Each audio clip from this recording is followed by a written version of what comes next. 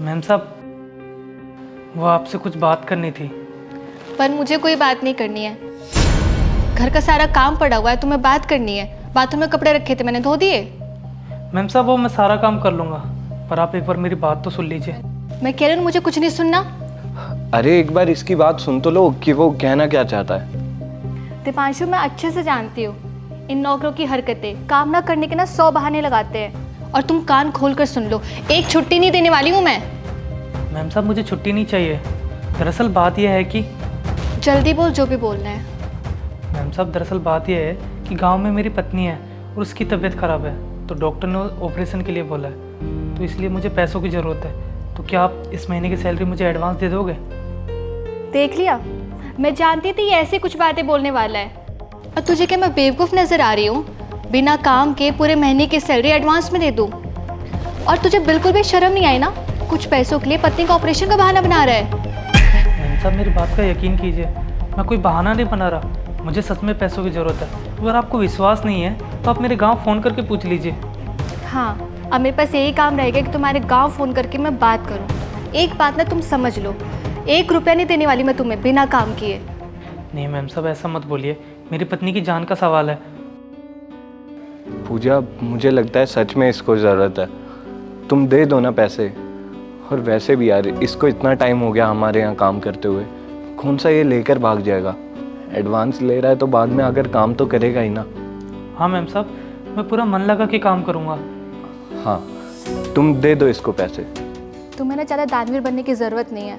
अगर इसको मैंने आज पैसे दे देना एडवांस, इसकी आदत बन जाएगी।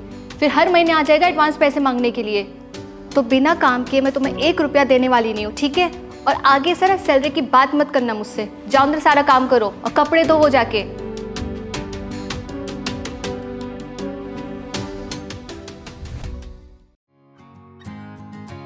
पूजा, जी आई। आ गया? हाँ, तुम्हारे लिए कुछ लेकर आया हूँ मैं। मेरे लिए दिखाओ।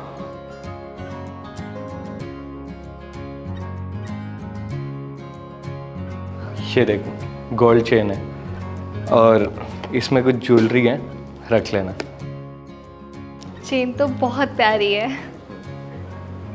तुम ऐसे क्यों देख रहे हो? सफाई करो। थैंक यू सो मच, बहुत सुंदर है। अच्छा, तुम अब फ्रेश हो जाओ।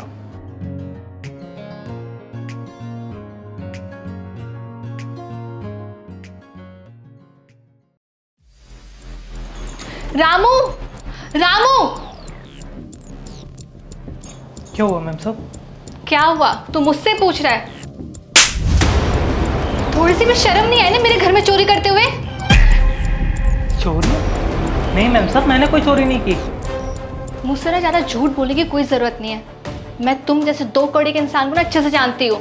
कमा के खाना तो जानते नहीं हो, चोरी करके अपना घर चलाते हो। मैम साहब, ये आप क्या बोल रहे हो? मुझे कुछ समझ नहीं आ रहा। कुछ नहीं समझे? मैंने सैलरी एडवांस में नहीं दी, इसका बदला लेने के लिए तुमने मेरे घर में चोरी कर ली। दीपांशु को दिया हुआ ज्वेलरी चुरा लिया तुमने। शर्म नहीं आई ऐसी हरकत करते हुए? अरे क्या हो गया, क्यों शोर मचा रखा है? अच्छा वो तुम आगे, अभी कभी ना पुलिस को कॉल करो, इसने हमारे घर में चोरी की है। क्या चोरी की है? हाँ, आज सुबह जो तुमने मुझे ज्वेलरी दी थी ना, वो उसने चुरा ली है। नहीं साहब, मैंने कोई चोरी नहीं की। बिल्कुल सच बोल रहा है, इसने कोई चोरी नहीं की।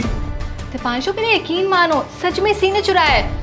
मैंने इसको एडवांस में सैलरी नहीं दी थी ना, इसलिए। अरे बकवास बंद करो यार तुम। तुम्हें पता भी है वो ज्वेलरी मैं रख के आया हूं बैंक के लॉकर में, ताकि सेफ रहे।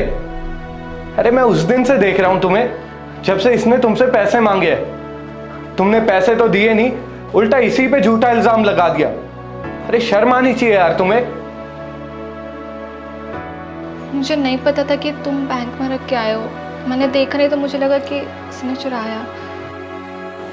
मैम साहब, मैं तब से आपको यही बताने की कोशिश तो कर रहा था कि मैंने चोरी नहीं की है, लेकिन आप मेरी बात सुनने के लिए तैयार ही नहीं थी।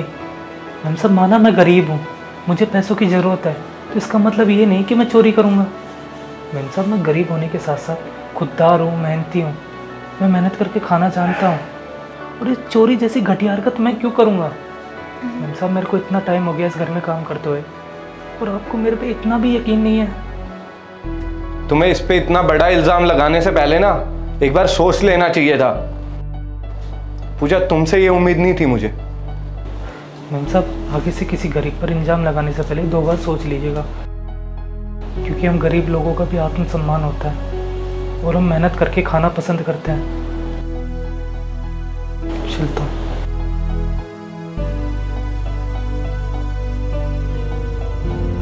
दीपांशु प्लीज़ मुझे माफ़ कर दो, मुझसे गलती हो गई। अब मुझसे माफी मांगने का क्या फायदा?